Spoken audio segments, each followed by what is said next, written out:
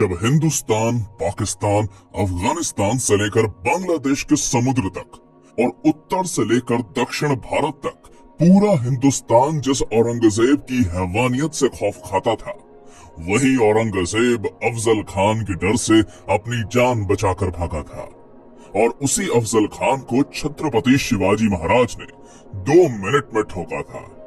अफजल खान को मारने के बाद पूरे हिंदुस्तान में कोई मुस्लिम बादशाह नहीं बचा था जो छत्रपति शिवाजी महाराज के साम्राज्य को रोक सकता था। सैकड़ों सालों से चल रही मुगलों की गुलामी को चीरते हुए इस हिंदुस्तान की धरती पर छत्रपति शिवाजी महाराज ने हिंदुओं का एक अलग साम्राज्य खड़ा कर दिया। शिवाजी महाराज की ताकत का अंदाजा आप इसी से लगा सकते हैं कि जब तक छत्रपति शिवाजी महाराज जीवित रहे, तब तक औरंगजेब ने महाराष्ट्र की धरती पर अपने कदम नहीं रखे। इतना जबरदस्त खौफ औरंगजेब के अंदर शिवाजी महाराज का बैठा हुआ था। पर दुर्भाग्यवश 3 अप्रैल सन 1680 छत्रपति शिवाजी महाराज का रायगढ़ पर देहांत हो गया। शिवाजी महाराज के देहांत के बाद औरंगजेब बड़ा खुश होकर हिंदुस्तान जीतने का सपना देखने लगा। वो सोचने लगा, उत्तर से लेकर मध्य भारत तक सब कुछ तो मैं जीत चुका हूँ। अगर दखन से इन मराठों का सफाया कर दूंगा तो पूरे हिंदुस्तान का बादशाह बन जाऊंगा। इसलिए तुरंत अपनी लाखों की सेना लेकर वो दखन में जा उतरा। पर औरंगजेब इस बात से बेखबर था कि छत्रपति शिवाजी महाराज के बाद उनके पुत्र धर्मवीर छत्रपति संभाजी महाराज नंगी तलवार लेकर मुगलों का काल बनकर खड़े थे। जैसे ही मुगलों के कदम महाराष्ट्र की धरती पर पड़े, मराठों ने मुगलों के मस्तक उतारने शुरू कर दिए। जिसके बाद गोवा में पुर्तगीज, मैसूर में चिकादेवराय, कोंकण में सिंधी, मनहारपुर, नासिक, औरंगाबाद में मुगल, एक साथ 12 सल्तनतों को संभाजी महाराज ने मौत के घाट उतारा।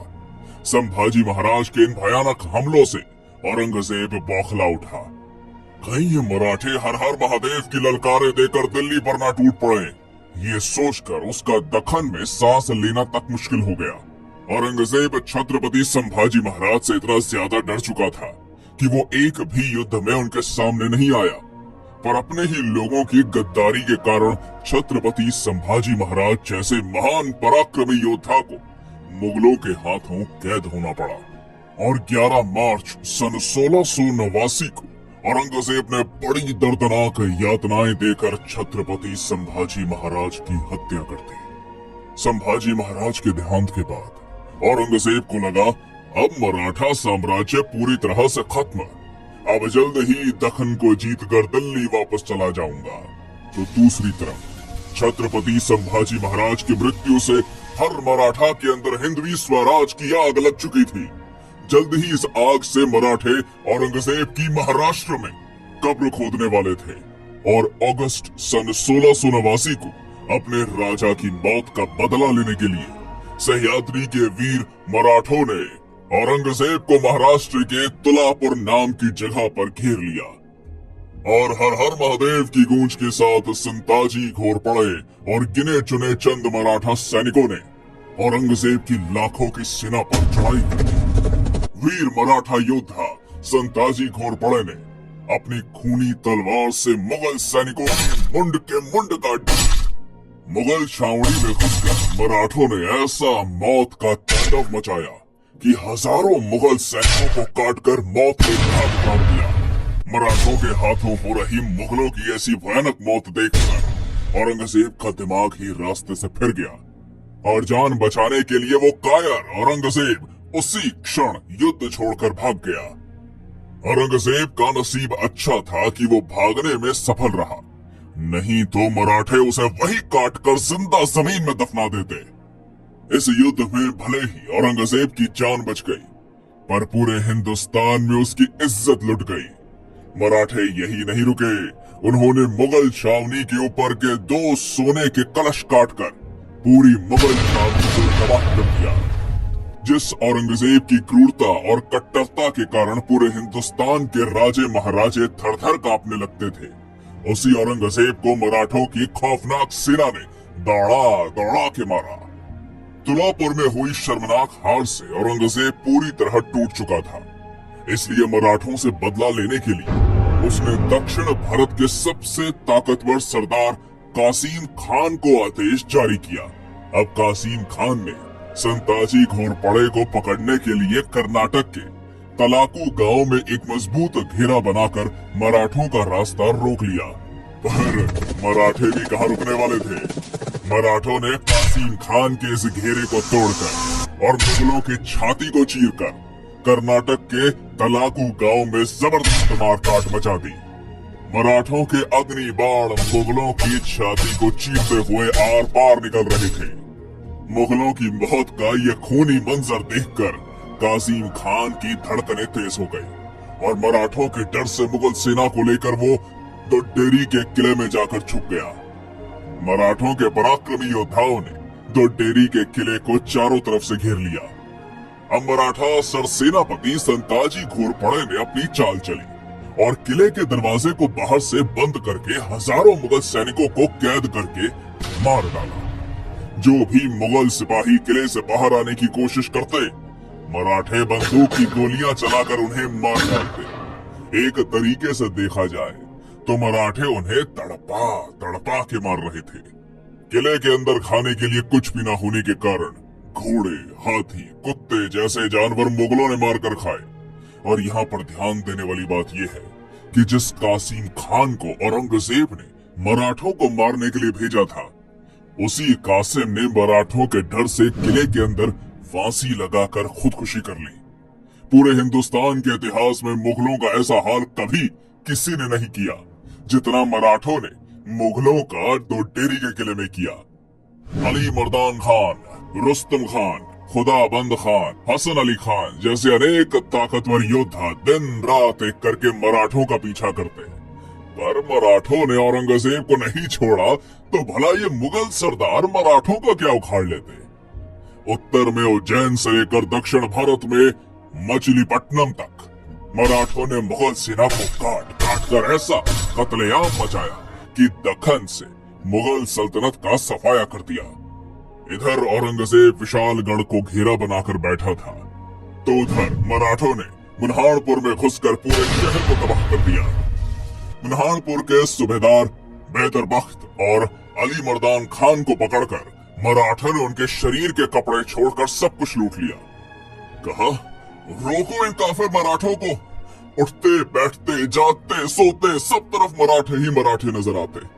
या अल्लाह, होंगे कामयाब या ऐसे ही लौटना पड़ेगा खाली हाथ। ऐसा चिल्लाते चिल्लाते औरंगजेब का महाराष्ट्र में दम घुट रहा था। रुकने का नाम ही नहीं ले रहे थे। ना पराजय की चिंता, ना मौत का डर। मराठे सिर्फ एक ही बात जानते, उड़ाने मुगलों के सर। अब बारी थी मुगलों के घर में घुसकर। इसलिए वीर मराठा योद्धा धनाजी जाधव ने 80,000 की मराठा फौज इकट्ठा करके 4 मार्च सन 1706 को गुजरात पर चढ़ाई कर दी। गुजरात के रतनपुर के युद्ध मैदान में धनाजी जाधव ने अपनी तलवार से ऐसा कत्लेआम मचाया कि नर्मदा की बहती धाराएं भी मुगलों के रक्त से लाल पड़ गई। इस घमासान युद्ध में जो भी मुगल सैनिक मराठों के हाथ में आते, मराठे उनकी गर्दन काटकर सीधा अल्लाह के पास पहुंचा देते। आधी से ज्यादा मुगल सेना मराठों के खूनी तलवार से कट चुकी थी। अनेक जिहादी रणभूमि छोड़कर भाग रहे थे। कुछ नर्मदा नदी में कूद गए और बाकी बची हुई मुगल सेना को मराठे घसीट कर ले गए। खुद गुजरात के सूबेदार अब्दुल हमीद खान ने मराठा सरसेनापति धनाजी जाधव के पैर पकड़ लिए। इस तरह वीर मराठा योद्धा धनाजी जाधव ने अपने शौर्य और साहस के बलबूते पर गुजरात की मुगल सल्तनत को तबाह करके गुजरात में मराठा साम्राज्य का डंका बजाया। ऐसा ही एक के बाद एक औरंगजेब को दर्दनाक जख्म देकर मराठे उसे तबाह करने पर तुले हुए थे। फ्रेंच इतिहासकार निकोलाउ मानुची, जिसने कुछ साल औरंगजेब के दरबार में नौकरी की, इसी के साथ दक्षिण में आने के बाद वो छत्रपति शिवाजी महाराज से भी मिला था। ये मानुची लिखता है, दक्खन में मराठों के खिलाफ उतरने से औरंगजेब के हर साल 1 लाख सैनिक और 3 लाख जानवर मारे जाते थे, जिसमें कुछ मराठों के हाथ, कुछ कीचड़ में डूबकर, कुछ भूख के कारण, तो कुछ नदी में बहकर। इतनी दर्दनाक मौत मुगल सैनिकों को मिल रही थी। मुगलों की ऐसी हालत थी तो जानवरों की तो पूछिए ही मत। बेशकीमती खजाना, ऊंट, घोड़े, हाथी, तोपखाने, जो भी मराठों के हाथों लगता, मराठे उसे लूटकर साफ कर देते। मराठों के हाथों कुछ न लगे इसलिए मुगल इसमें से बहुत सी चीजों को जला डालते थे। मराठों के लगातार हमलों से औरंगजेब इतना कंगाल हो चुका था कि कई महीनों से मुगल सैनिकों का पगार नहीं हो रहा था। लगातार मराठों से मार खाने के बाद मुगलों की जीत की उम्मीदें टूट चुकी थी। अगर किसी मुगल सरदार को मराठों से किला हासिल भी करना है तो वो मराठों से हाथ मिला लेता और औरंगजेब से छुपकर मराठों को 50,000 से लेकर 2 लाख रुपए तक की रकम देता। बदले में मराठे उसे किला सौंप देते। एक तरीके से देखा जाए तो मराठे मुगलों को लूटकर मस्त पैसा बना रहे थे, तो दूसरी तरफ मराठों से हमने किला जीत लिया ऐसे झूठ बोलकर ये मुगल सरदार औरंगजेब को खुश कर देते, पर असल में वो उसे मूर्ख बनाते थे। इतनी बुरी अवस्था मुगल सरदारों की हो चुकी थी। इसके आगे मानोची लिखता है, औरंगजेब ने अपने पूर्वज अकबर, जहांगीर, नूरजहां ने जमाया हुआ सारा खजाना बाहर निकाला और मराठों से युद्ध करते करते खाली कर दिया। इतने पर ही वो रुका नहीं, उसने चांदी के बर्तन तक पिघला दिए। इतिहासकारों के अनुसार मराठों से लड़ते लड़ते औरंगजेब ने 40 करोड़ रुपए बर्बाद कर दिए। विशालगढ़ के युद्ध अभियान के दौरान 1.5 साल से मुगल सैनिक बिना तनख्वाह के काम कर रहे थे। वो बंगाल का सूबेदार मुर्शीद कुली खान हर साल औरंगजेब को 14 लाख रुपए टैक्स देता था। उसी में किसी तरह औरंगजेब का खाने पीने का गुजारा हो रहा था। लगातार 27 साल मराठों ने औरंगजेब को इतना घुमाया, इतना दौड़ाया कि मराठों से लड़ते लड़ते वो आखिर में बुढ़ा हो गया, परंतु हार और बर्बादी के सिवा उसे कुछ नहीं मिला। बढ़ती उम्र के साथ साथ औरंगजेब का चेहरा और भी ज्यादा भयानक हो चुका था। दांत गिर जाने से उसके गालों में गड्ढे पड़ गए थे। यदि कोई व्यक्ति जिसने औरंगजेब को पहले कभी नहीं देखा हो तो उसे अकेले में देखकर मुर्दा समझने की गलती करता था। इतना बुरा हाल उसके शरीर का हो चुका था। औरंगजेब की मौत पर रोने के लिए उसके नजदीक का कोई भी व्यक्ति जीवित नहीं बचा था। अपने बाप और भाई को तो उसने खुद ही मरवा डाला था। इसके अलावा उसकी 3 बेगमें, 2 बेटे तथा नाती पोती बहन बेटी सभी की मृत्यु इसकी आंखों के सामने हो चुकी थी। अपने ही किए हुए पापों की शिक्षा उसे जिंदा रहते मिल चुकी थी। अब औरंगजेब की मृत्यु का समय निकट आ चुका था, इसलिए मरने से पहले वो एक बार दिल्ली जाना चाहता था। पर जैसे ही मराठों को पता चला कि औरंगजेब बीमार है और दिल्ली जाना चाहता है, तो मराठों ने तुरंत अहमदनगर को चारों ओर से घेरकर मुगल प्रदेशों में लूटपाट मचा दी। इसी बीच औरंगजेब भयानक दर्द और पीड़ा से गुजर रहा था, पर मराठों के कारण उसे इलाज मिलना भी संभव न हो पाया और 3 मार्च सन 1707 को महाराष्ट्र के अहमदनगर में वो नीच औरंगजेब तड़प तड़प के मर गया और हिंदुस्तान का बादशाह बनने का उसका सपना उसी की कब्र के साथ दफन हो गया।